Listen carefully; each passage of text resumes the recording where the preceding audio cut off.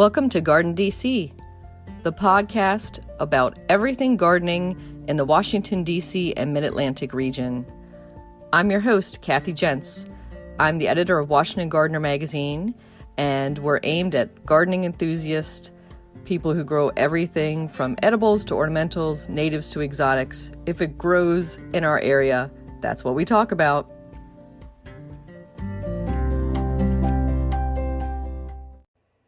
This is episode 94 of the GardenDC podcast. We talk with Andrew Bunting all about magnolias, and you'll want to have a pen and paper nearby so you can jot down all those new plants you want to add to your garden. The plant profile is on Heaths and Heathers, and in the What's New segment, I'll share what's going on in the garden as well as some upcoming local garden events.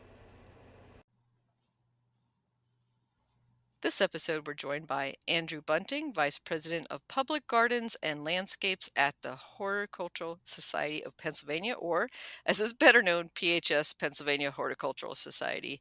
And listeners might recall that Andrew was with us for episode 60, talking about all things hydrangeas. Today, he is back to talk about all things magnolias. Welcome, Andrew. Thank you.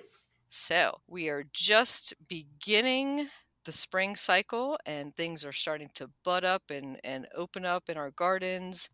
Before we dive into all things magnolia, maybe let's talk about your home garden for a second, Andrew. What signs of spring are you seeing? Right. As you mentioned, some things are either have buds on them or are budding up. My hellebores are starting to flower and snowdrops. The next thing for me will be some of the early spice bushes. Those are budding up and should be coming out relatively soon. And then I see street trees like red maples, silver maples, elms. They're all, actually beginning to flower, even though that their flowers are somewhat inconspicuous. Yeah, and I'm really loving the hellebores in my garden at this time of year. They seem later than they normally were, so they are so welcome at this point. Yeah, I think, in general, the winter was a little colder. So, we've been kind of teased into thinking that, spring should start in February. While, 30 years ago, spring really, at least up in the Swarthmore area, didn't really start until the beginning of April. So nowadays, if we have a warm period, you can actually get things blooming quite early. And those buds we mentioned swelling, I in particular notice my saucer magnolia. Those are the ones that I really notice because they have those big fuzzy appendages to them. And before we dive into saucer magnolias, we should talk about maybe the earliest blooming of the magnolias in our gardens in this area. Right. So there could be a number of ones that are really the earliest. So, one is one of the most common of all the magnolias, and it's common for a good reason because it's so ornamental, are the star magnolias, Magnolia Stellata. They can bloom depending on where you are from, like in DC, or south of here, they could start really almost any time. Typically here in the Philadelphia area, they're going to start blooming right at the end of March, kind of early April. And there's a whole host of early magnolias. So there's Magnolia Stellata, and there's a few cultivars of that. The ones people would most know about is just straight Stellata, which has so in all magnolias, what most people think of is the petal is actually a modified petal called a tepal. So when I say Tepal, essentially that's a petal. Mm-hmm. So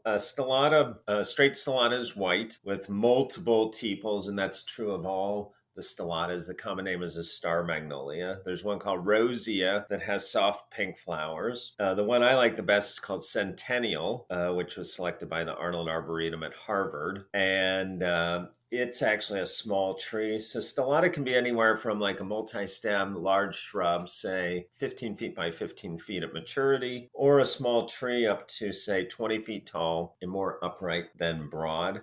And then there's kind of a tree form of Stellata or the star magnolia called Cobus, and that can get 40 or 50 feet tall and still have the star-like magnolia flowers. And then also right around the same time, perhaps even a little earlier, is the Uland magnolia, or sometimes called the Tulip Magnolia. That's Magnolia denudata. For this area, that's really the earliest one to flower, and that's usually right at the end of of March.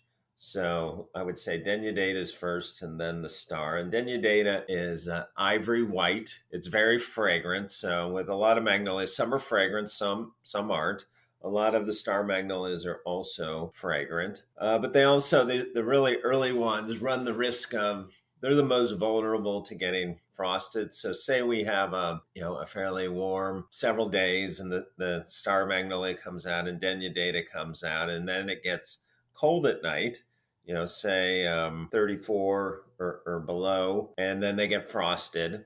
So then the flowers they either get singed or they actually just turn completely brown, and then you're done for the year. So the flowers get damaged, but it doesn't really damage the plant. So the damage is somewhat superficial. Others that bloom around that same time, perhaps just a little later. Another very popular magnolia is one called Leonard Messel, which looks like a star magnolia, but it has kind of soft pink flowers, and it's really a large shrub. So Leonard Messel at maturity would probably be about 15 feet tall, but by 15 feet wide. But for most of its life, like the shrubby version of the star magnolia is fairly diminutive in the landscape. With Denudata, I forgot to mention, there is one that was selected at the Scott Arboretum, which is nearby, called Swarthmore Sentinel, which is a really upright kind of sentinel shaped magnolia to about 40 feet tall. Regular Magnolia Denudata gets about 25 feet tall with a spread of about 20 feet. Next up, as far as the popular ones go, would be one called Wada's Memory. Wada's Memory is a hybrid between Magnolia cobus, which I mentioned earlier, and another earlier flowering one called the Anise Magnolia, Magnolia salicifolia. And if I was going to pick 10 of my favorite magnolias, Wada's Memory would be one of them. So it's Magnolia cuensis, and then Wada's Memory. Wada spelled W-A-D-A apostrophe S. And its habit is, I would say, upright and somewhat oval when it's young for the first 20 years or so. And then it kind of broadens into kind of a broadly pyramidal habit. And it can get quite large at Winterthur, which is a famous public garden in Delaware. There's one there that probably is 40 feet tall and probably 40 feet wide. And it has fragrant white tepals borne in abundance. And what's important to remember with all magnolias is that they are early blooming in the sense they bloom when they're young. So a lot of trees have to mature to be like 10, 15, 20 years old before they even flower any appreciable amount. But with a magnolia, you could get a little twig from a mail order nursery, and even the first year it's going to have flowers. And also magnolias are relatively fast growing. So, if you planted a magnolia, again, say it was a foot tall, the next year it's going to be 3 feet tall. The next year it's going to be 5 feet tall. So probably every year it's going to grow, close to 2 feet a year, both in height as well as in its spread or its breadth. So then another one that's kind of closely related is one called Wildcat, which is actually a selection of cobus. So Wildcat has white flowers again, a little bit later. But if you want one that's kind of tree-like with star magnolia-like flowers, I would say either Wada's Memory or Wildcat. And then that brings you up to kind of, so in a typical year, let's just say that all these start blooming on the 1st of April. It would be Denudata, and then Cobus and Stellata, and then Salicifolia and Wada's Memory, and then Leonard Messel. And then the next big kind of peak are which you mentioned with the big swelling buds now, which is the saucer magnolia, which I would really consider if you could only grow one magnolia, it would have to be the saucer magnolia, because the abundance of flowers is incredible. Like around here, a lot of the older homes have fairly mature specimens of the saucer magnolia. So they might be, say, 40 or 50 feet tall with an equal spread. And when they're in flower, usually in the middle of April, they're just completely covered with this amazing abundance of flowers, typically in the pink range. Some are kind of whitish. And they do on occasion get frosted as well. So even though they might bloom 10 days to 14 days later than the earlier magnolias, they still bloom early enough where they can still run the risk of getting frosted. But when they're in flower, there is no other flowering tree that's as spectacular as the saucer magnolias. Yeah, I was gonna jump in and say that they're so beautiful down at the Smithsonian Helped Garden. There's two kind of rows of them on each side of the main pathway in back of the castle at the Smithsonian. And I think during cherry blossom season that they are on par, if not better than the cherry blossoms. And often I will see tourists come and get distracted there and spend most of their time taking their photos. And even when, the tepals, as you say, are dropping off, same thing with the cherry blossoms. It's just like a beautiful carpet of petals to sit and be amongst and take pictures of those as well. Yeah, I would have to agree. I'm a big ornamental cherry fan as well. And they're incredibly beautiful. Most of the ones around the tidal basin are the Yoshino cherry, Prunus yedoensis, and they too are totally covered in flowers. But with cherries, the flowers are much smaller in size, and they're typically not fragrant. So with the saucer magnolia, you get fragrance, you get large flowers, real blousy flowers. Like maybe for some people that's just too much flower power. In cherries, it's much smaller Hmm. flat flowers. I'm glad you mentioned the Haupt Garden because there are, if you go from DC north, there's many great public gardens that have exceptional magnolia collections. So just to name a few, so in DC, I mean, there's some magnolias at the U.S. Botanic Garden, but there's a world-class collection of magnolias at the U.S. National Arboretum in DC. And then Brookside Gardens in Wheaton, Maryland has a good collection. And then heading north, kind of up into this area, places like Mount Cuba Center would be great for native magnolias, which there's many. Winter Tour, more kind of estate-like setting, of course, Longwood Gardens. And then in the immediate Philadelphia area, probably the best collections are the Scott Arboretum at Swarthmore College, and then the Morris Arboretum in Chestnut Hill, so kind of northern Philadelphia. It's part of University of Pennsylvania.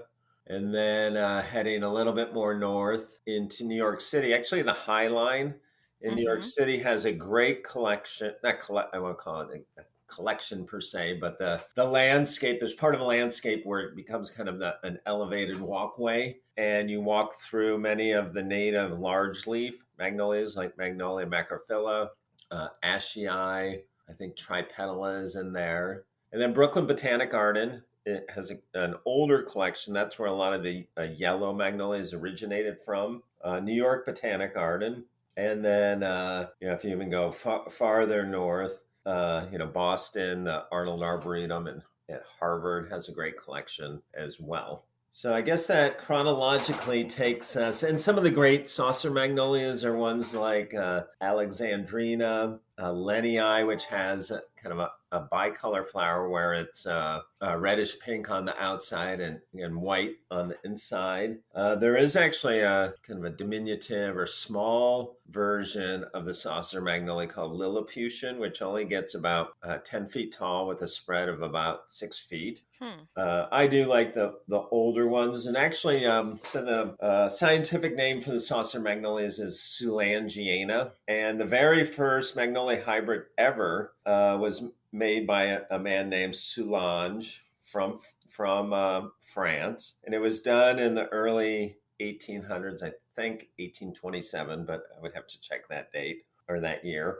And he hybridized the parents of Soulangeana, of one of them being Magnolia denudata, the Uland magnolia, which I mentioned earlier. And so that's where a lot of the fragrance for a lot of the saucer magnolias comes from. So a lot of the older cultivars are older French cultivars. Some are harder to find than others. Like if you went to a garden center and got a saucer magnolia, it may not even be a named cultivar. Like if you walk around Swarthmore, I'd say most of the Soulangeanas are probably grown from seed and don't have cultivars. But I would say every single one of them is spectacular. So there's not like a dud in the bunch. So you can't go wrong with the saucer magnolia.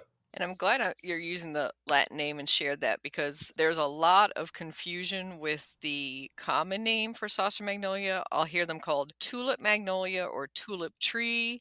Yeah, that's, I would say in general, common names can be confusing. I know the Latin names can be a little daunting for people, especially if they're just learning plant names. But the good thing about the scientific name is there's only one scientific name, and with common names there could be hundreds. I forgot the plant, but it's a perennial, and just in Germany alone, it has something like 150 different vernacular names. So you can imagine how confusing that could be. So I guess the next group, and this would be kind of, when I think of magnolias, I almost divide them into weeks. So the first week would be, say, Denudata, Incobus, and Stellata.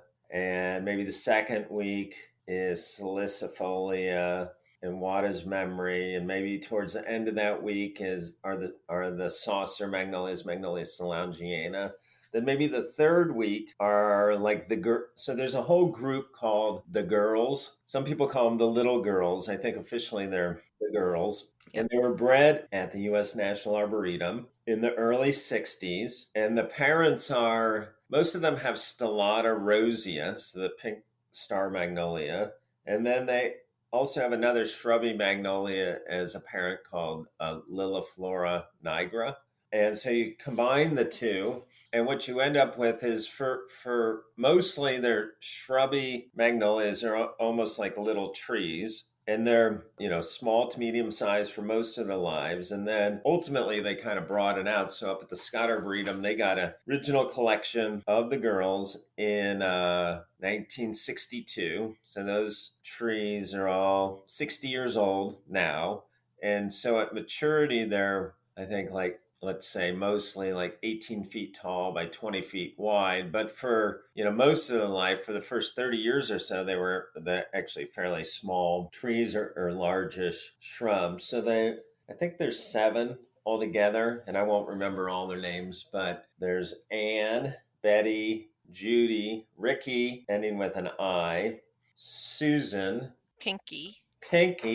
That's one of my favorites. I love Yeah, that name. right.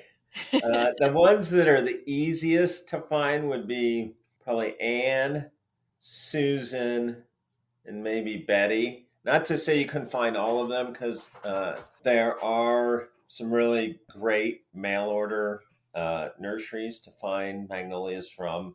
And some of those would include kind of mid to northern New Jersey is Rare Find Nursery. And then on the West Coast is Gosler Farms. Those are both good mail order purveyor of magnolias. There used to be more magnolia nurseries, but some of them have kind of dissolved.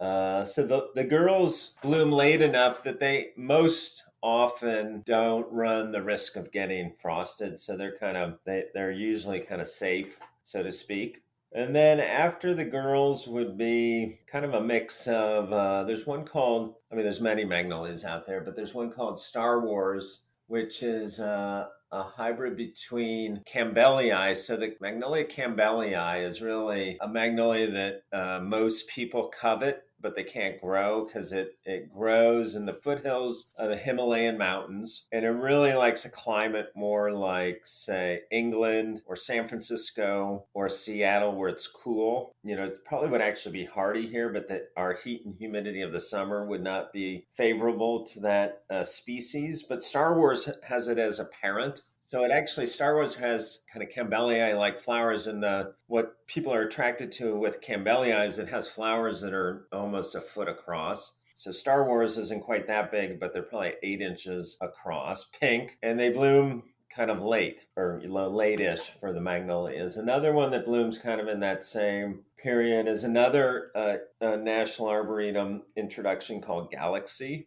So Galaxy, and there's a sister seedling called Spectrum, are more tree-like magnolias. Galaxy actually makes, I've seen it grown as a street tree in Columbus, Ohio, where it's a single trunk and then a really nice oval head. And a lot of people would think, oh, magnolias wouldn't be good as a street tree because they're too finicky, but magnolias are actually not finicky at all. They really have, very little kind of pest and disease problems. They're actually fairly urban tolerant. What some people might not like is all those tepals then, once they're finished, kind of shedding onto the street or sidewalk and could create for some slick conditions. Also blooming around that time would be, there's a really great one called Coral Lake. So Coral Lake looks like, for all intents and purposes, looks like a saucer magnolia, but it blooms later, and it can be more tree-like. It actually has a yellow magnolia as a parent, but when you look at it, it totally reads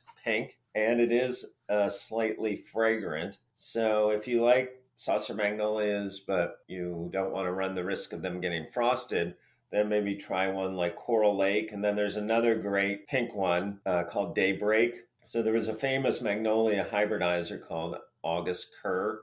Actually, for his job was a USDA scientist, but then he retired and moved to Asheville, North Carolina, and he took up magnolia hybridizing as a hobby. And he created many different cultivars, but probably his most famous one is Daybreak, which is a large pink flower, almost like Magnolia Chambali, has intense fragrance. It's fast growing, and it blooms late enough that it doesn't run the risk of getting frosted.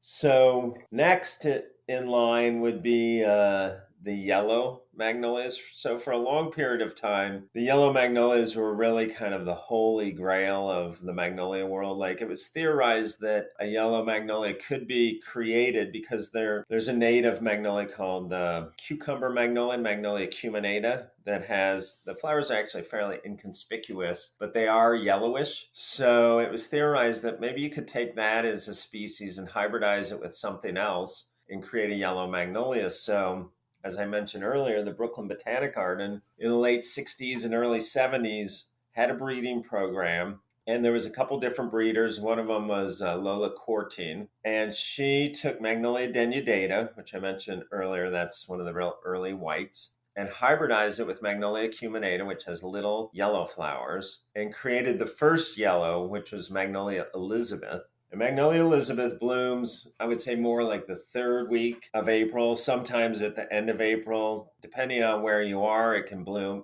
even into May. And so probably in DC, I suspect the yellows start blooming, first to second week of April. Up here, they're typically third to last week in April. Mm-hmm. And there's a lot of yellows. So the first yellow was Elizabeth. And Elizabeth is still a good magnolia today. So because it's a hybrid, it has hybrid vigor. So it grows a little bit more quickly and matures more quickly than most magnolias. And because one of the parents is acuminata, the cucumber magnolia, so that tree gets to be 100 feet tall. So a lot of the yellows can get quite large, not 100 feet tall, but I've seen Elizabeths that are 40 or 50 feet tall. And it has a beautiful kind of soft butter yellow or sulfur yellow flower, and it has slight fragrance. So acuminata has no fragrance, but denudata has fragrance. So some of the yellows are fragrant, but not all of them. So Elizabeth was the first, but the earliest of all the yellows to flower, and this would be kind of mid-April, would be one called Butterflies. And that was hybridized by a man named Phil Savage from Ohio. And it has multiple brighter yellow tepals than Elizabeth. Elizabeth's flowers are kind of upright, almost kind of tulip shaped. Butterflies tends to be more almost like a yellow star magnolia. But again, it's a tree as well. So Butterflies is the first yellow to flower, then a whole bunch others like Elizabeth. And then another great one that came out of the Brooklyn Botanic Garden breeding program is one called Lois, which has more of like a rose or even a kind of chalice shaped flower that's brighter yellow than Elizabeth, and also the habit of of Lois is more compact than Elizabeth. And then there was, literally, if there was one yellow magnolia in 1980, let's say, with Elizabeth, there, if you were to collect all the yellow magnolias today, there's got to be 75 different ones. So Wow. probably 65 too many, but there's a lot out there. And a lot of them actually bloom so late that they're blooming as the leaves are coming out. So the flowers are actually kind of shrouded amongst the leaves. I like the ones that bloom before the leaves come out, like Butterflies, Elizabeth, and Lois. There is one that I do like that comes out as the leaves are emerging called Judy Zook. So when I worked at the Scott Arboretum when I started in the 80s, Judy Zook was the director, and then she left around 1990 and became the president of the Brooklyn Botanic Garden. And then as she was retiring to kind of commemorate her time and her contributions to the Brooklyn Botanic Garden, there was a magnolia that was already kind of out and about, and it was called Magnolia BBGRC 1164. So if you have that magnolia, you have Magnolia Judy Zook. So obviously, just a coded number was not a way to sell a magnolia. So they named it in honor of her. And it's an interesting plant in that it has Acuminata and Denudata as parents, but also has a little bit of Stellata rosea in it. So the flowers are actually very upright, very kind of tulip shaped, blooms like the last week of April. The flowers are actually kind of a suffusion of orange and yellow and even a slight amount of pink. And the fragrance is actually fruity. To me, it smells like the cereal Fruit Loops. Hmm. So, I would say most magnolias have a sweet fragrance, but this has a fruity fragrance. Yeah, I always think of them as kind of like a lemony honey Yeah, scent to most of or them, even like some people have described magnolia flowers as smelling like hand lotion, like Jergens hand lotion. or Yeah, that Jergen smells like magnolia, the other way exactly. around. So that kind of that takes you through, I would say, the real what I would consider magnolia season. After that, the ones that start flowering are things like Magnolia Virginiana, which is the sweet bay magnolia, which can be either evergreen to semi-evergreen. The flowers are born sporadically, but they're white with intense lemon fragrance. And then also around that time, all the big leaf magnolias. So there's a whole series of native magnolias to the United States, mainly from, say, there's some that come as far north as Pennsylvania, but they're generally a southeastern species or species. Hmm. And so they would include the umbrella magnolia, Magnolia tripetala, that has the biggest leaves up to 3 feet long. Then the next one is the big leaf magnolia, and that's Magnolia macrophylla, maybe up to 2 feet long. And then Magnolia macrophylla ashii has same size leaves as macrophylla, but it has a silvery underside, and that's only native to the panhandle of Florida. And then there's Magnolia Frasieri, Magnolia pyramidata. So all these these North American native magnolias have these big tropical leaves. They actually, most people, if they looked at them, they would not think they were a magnolia at all. And then they have flowers that are born after the leaves come out, and they're sporadic, but some of them are quite beautiful, like Magnolia macrophylla ashii is a big white flower with a purple splotch in the center and fragrant. Magnolia tripetala has a smaller flower, but still fairly large, but it's actually kind of fetid. It has a bad smell to it. And a lot of those have actually been used for hybridizing purposes. And I mentioned earlier, there's a whole bunch used for textural effect at the High Line in New York City. And then I guess there is one more magnolia season. And for anybody that lives in, Washington, D.C., kind of south, or even parts of Maryland for that matter, would be familiar with the southern magnolia, and that's Magnolia grandiflora. And that's the magnolia that has the big, shiny, almost kind of plastic-like Hmm. leaves. And then the flowers are born kind of sporadically in the summer, also intensely fragrant, and there's some wonderful cultivars. So that whole group, there's ones that just are kind of green on the underside, and then there's others that have this fine brown fuzz called an indumentum. And some of them are actually cultivated because that brown fuzz is so attractive. So there's ones like Bracken's Brown Beauty, Dee Dee Blanchard. There's a new one out that I love called Teddy Bear. So Mm-hmm. Teddy Yeah. Bear has the brown fuzz, the white flowers, but it's actually smaller in stature, both in ultimate size as well as the size of the leaves. And then there's a couple other even more diminutive ones, one called Little Gem and another one called K Paris. And then there's some that are grown for the real upright habit, like Hassie and Alta, Alta. And they, as you know, if you walk, all you have to do is just walk around any of the federal buildings in downtown Washington, D.C. And there's, some that are 50, 60 feet tall in the wild. So they grow in places like Georgia, Alabama, northern Florida, Mississippi, and the wild Magnolia grandiflora can get over 100 feet tall. It's probably the most ubiquitous and widespread from a cultivation point of view magnolia in the world. I've seen Magnolia grandiflora as a street tree in Hubei, China, as well as Bogota, Colombia. I was just in South Africa in the fall, and the only magnolia I saw in the entire country in a park was Magnolia grandiflora.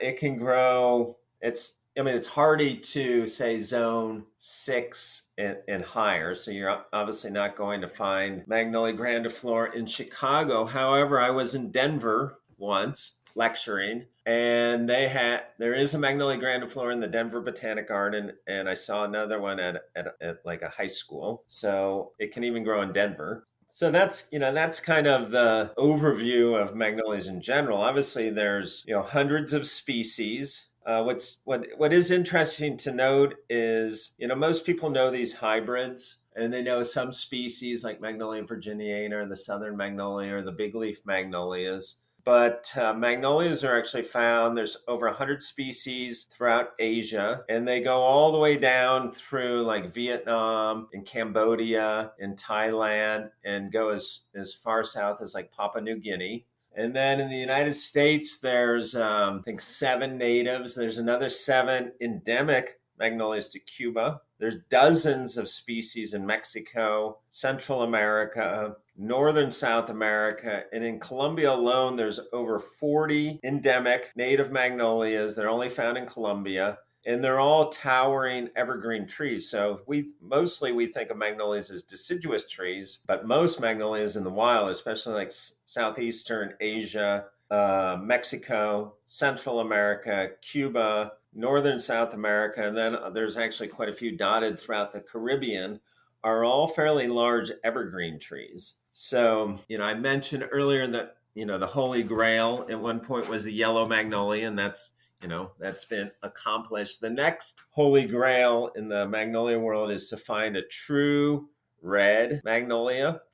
And there's a Chinese species called Magnolia insignis that has a flower that's reddish. So the idea is they could take that species and start hybridizing it with other species and perhaps start to find a truly red magnolia. And also a lot of these new evergreen ones that are coming out of especially places like southern China, in Vietnam, are starting to become, they're at least available in botanic gardens and arboreta, and starting to be used for hybridizing as well. So I think what we think of as an evergreen magnolia, which would primarily be the southern magnolia and sweet bay magnolia, I think you'll start to see new hybrids that are different looking magnolias. When I was in Bogota, there's a native magnolia there called Magnolia hernandezii, which has leaves that are like 3 times the size of the southern magnolia, and they actually have a corrugated texture to the leaf surface. So Hmm. you can imagine something like that, as a new choice for like the southern magnolia. That there's really, I won't say there's endless possibilities, because I think it's unlikely there'll ever be a blue magnolia, because there aren't really any magnolias that are blue. So some of the colors are limited. And I'm glad you brought up the deciduous versus evergreen, because I think that's maybe the one complaint I hear about magnolias. They're beautiful that they bloom on pretty much bare stems, so that, Yep. those early flowering ones are beautiful, but it's that there's not much that can grow under the evergreen ones, Yes. and that's the Yep. one complaint I'll hear is because they just rain down those big leaves Yeah. and kind of form a thick carpet. Yeah, I agree. I have here at my house one Magnolia grandiflora, and it's we talk about in the gardening world dry shade. And the dry shade that's created by a large Magnolia grandiflora is unequaled. Like Mhm. it's so dry you can hardly grow even like a Christmas fern.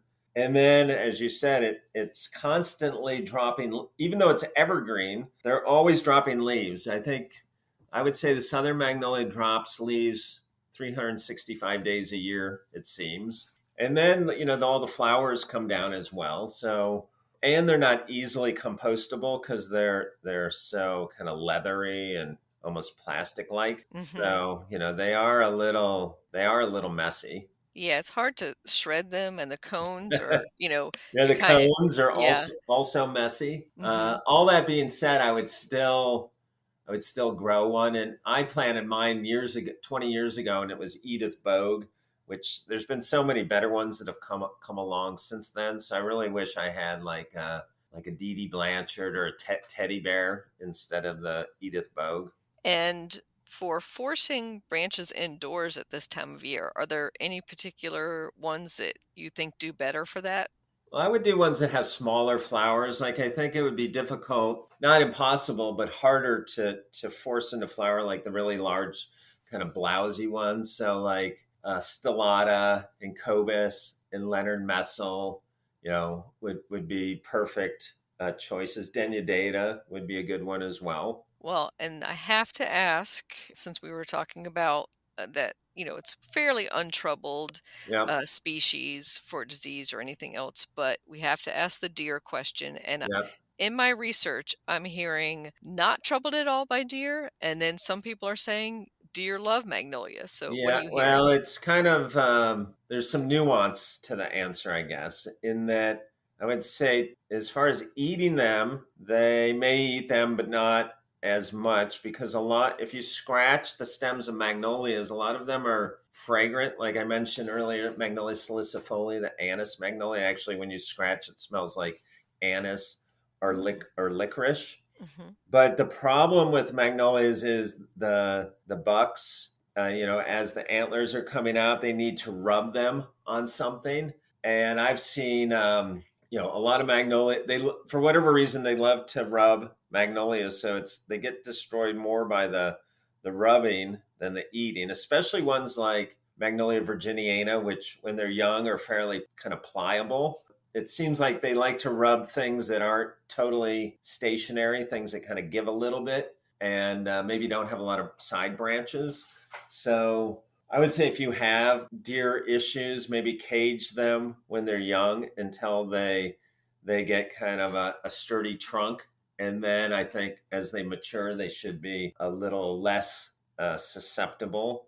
And the real pest issue that people are seeing is there's a scale. So scale is a white insect that typically is found on trunks or branches of trees. And there is a magnolia scale. And it tends to be as is true with lots of pests and diseases, if your tree is stressed, either it's not getting enough water in the summer, or maybe it's too wet, or whatever's causing the stress to the tree. It's then that the magnolia scale comes in, and the scale can be treated with a dormant oil, but other than that, I mean, they are fair as trees go. They're fairly tough. And they don't need much pruning, although I do see people shaping them or using them for espalier, and so doing a bit of pruning there. Do you have any Yeah, tips for that? yeah. So the one like the southern Magnolia grandiflora, can make an incredible espalier. I've seen that many times.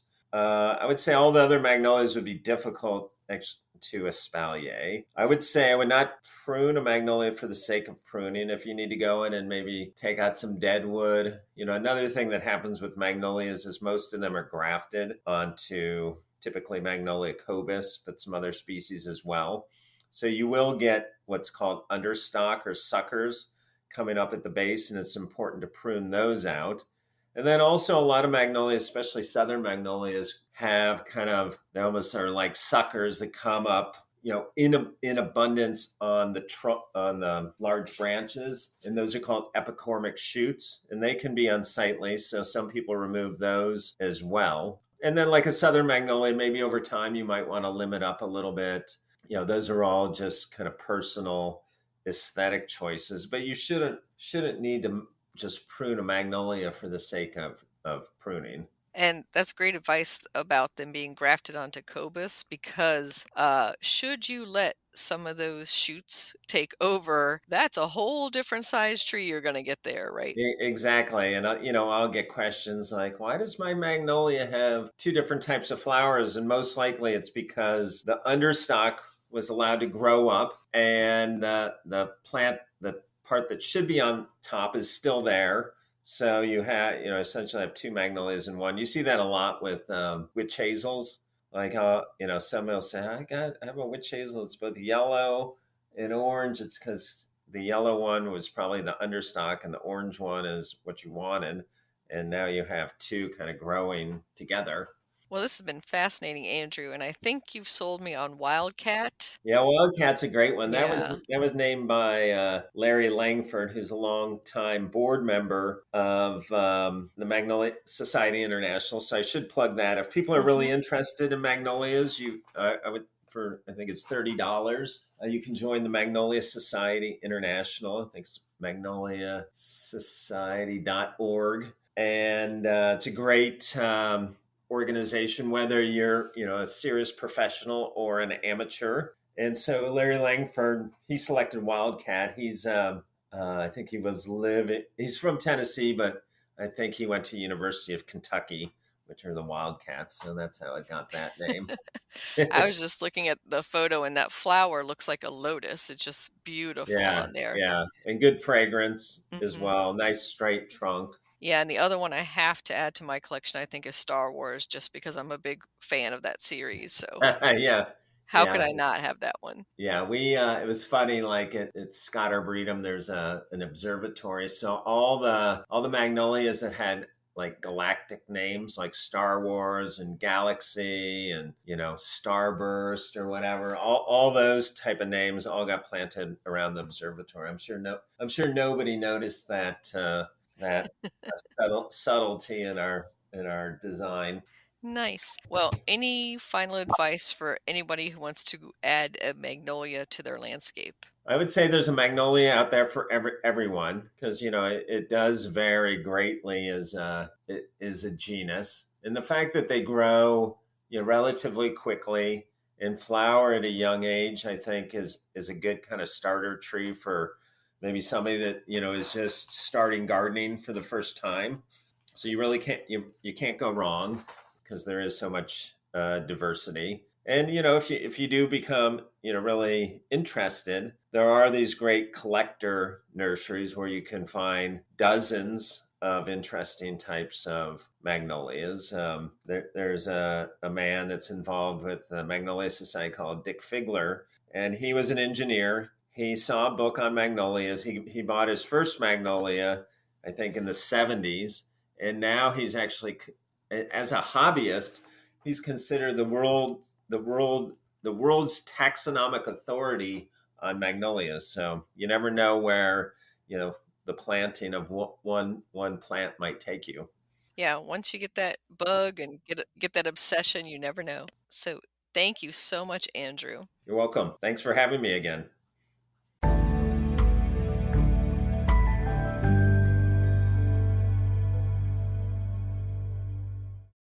Heath and Heather's plant profile. Heaths, ericas, and heathers, colunas, are members of the Ericaceae family. They are evergreen with bell-like flowers and share similar cultural needs. Winter-blooming heathers, the ericas, are also called heaths. The heaths have needle-like leaves and whorls, while the heathers have scale-like leaves similar to junipers. The flower colors range from white through light pink into deep pinks, reds, and purples. The foliage comes in a wide range of greens and bronze tones.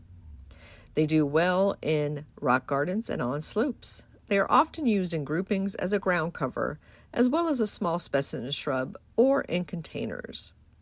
They prefer acid soils like their relatives in the Ericaceae family, the rhododendrons, azaleas, and blueberries. They are generally hardy to USDA zones 4 to 7. The best time to plant them is in early spring or fall to give them plenty of time to get established before the extreme heat or cold sets in. Water them well for their first year and keep them mulched. They are fairly drought tolerant once established and do not require fertilizer. Winter blooming heaths need 4 things: good air circulation, excellent drainage, acid soil, and at least 6 hours of sun. They also like protection from drying winter winds and afternoon shade in hot regions. Heaths and heathers can be found all over the world except Antarctica. The ericas we grow in our gardens come mainly from Western Europe and the Mediterranean. Heaths and heathers look great combined in the landscape with witch hazels, dwarf conifers, crocus, daffodils, winter aconite, hellebores, and snowdrops. Prune just as this year's flowers are ending and shear them back all over for a fuller, more compact look. Cutting back at a later time results in the loss of blooms. Heaths and heathers are considered deer resistant. They are loved by bees and are a great source of nectar in late winter. Heaths and heathers, you can grow that.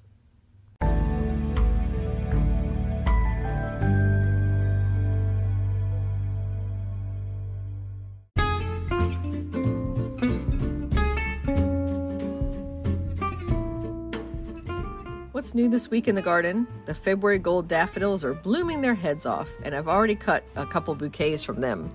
And my tete-a-tete daffodils are right on their heels. The interns and I went over to the community garden plot and planted seed.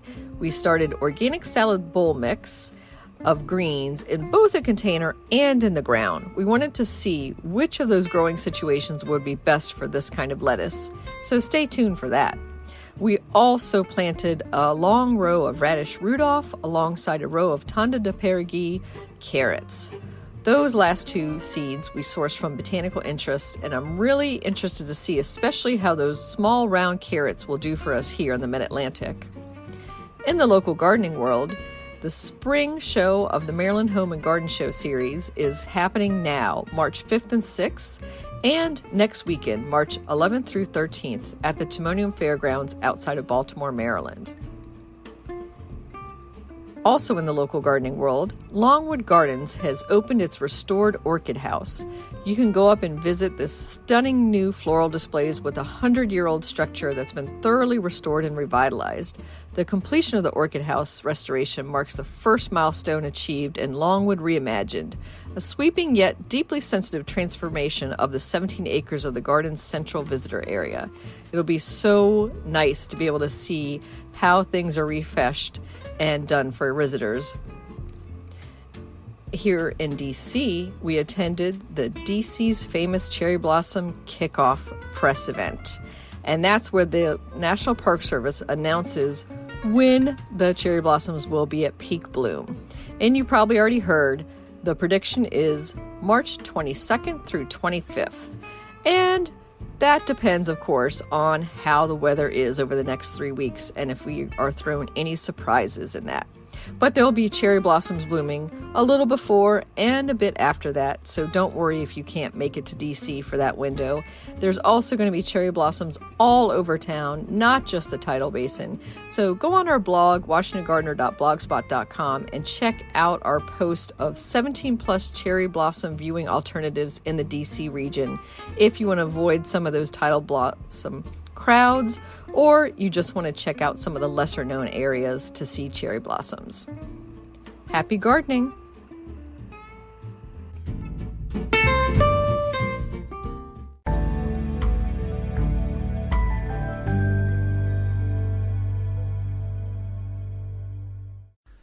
In the new book, The Urban Garden by Kathy Jensen Terry Spite, you'll find dozens of inspiring and creative ways to grow flowers, shrubs, vegetables, herbs, and other plants in small spaces and with a limited budget.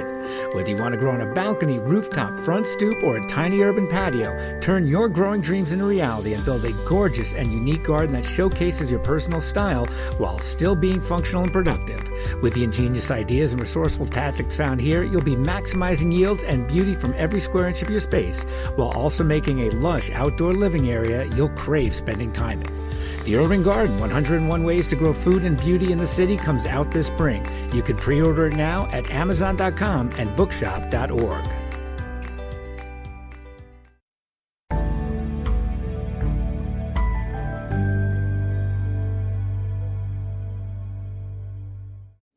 Celebrate spring with 4 exciting gardening books and their authors. This free online party takes place on Thursday, March 24th at 7 p.m. Eastern.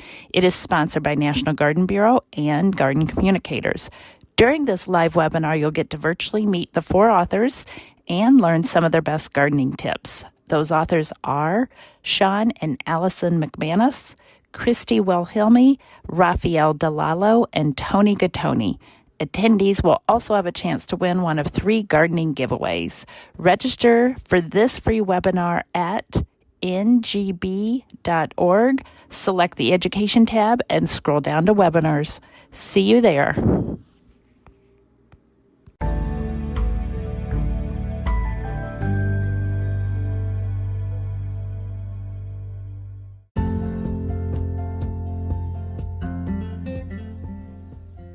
Thank you for listening to GardenDC.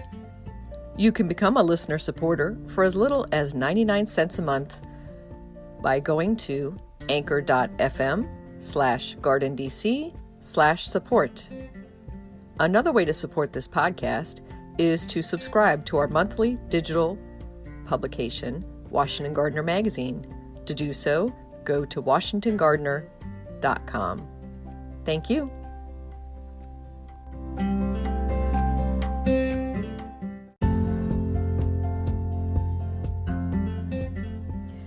You can find Washington Gardener online at washingtongardener.com, on Twitter at WDC Gardener, on Instagram at WDC Gardener, and on Facebook.com at Washington Gardener Magazine.